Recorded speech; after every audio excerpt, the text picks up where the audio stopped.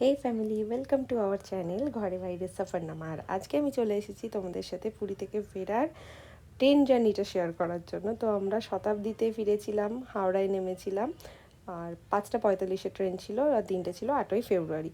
তো আমরা এখানে নিয়েছিলাম 3জনের ছিল ননভেজ আর 2জন ছিল ভেজ। তো ননভেজে যেটা দিয়েছিল ব্রেকফাস্টে একটা ডিমের অমলেট, আর 2টো পাউরুটি 2 পিস, ফ্রুটি, মাখন, কেচাপ আর একটা ইক্লেয়ার্স।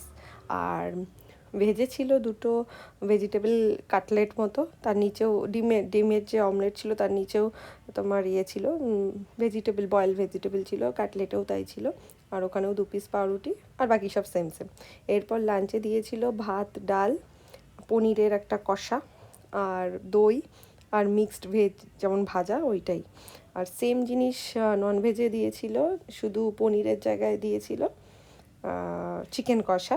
তো চিকেনটা দেখে আমার একটু মনই খারাপ হয়েছিল, কারণ আমি একদমই সলিড পিস খাই না, তো পুরোই বোনলেস ছিল। বাট আমি এটা সফট ছিল, এর জন্য আমি একটু হলেও হ্যাপি হয়েছি। আর 2 পিস করে রুটি ছিল। মোটামুটি খাবারের কোয়ালিটি ভালোই আছে, আগের তুলনায় আমার ভালোই লেগেছে। আর লাস্টে আইসক্রিম দিয়েছিল, যেটা হচ্ছে পুরো খাবারটা দেওয়ার পর, মানে ক্লিয়ার করে নিয়ে যাওয়ার পর কিছুক্ষণ পর আইসক্রিম দিয়ে গেছে, আর মুখশুদ্ধি ছিল।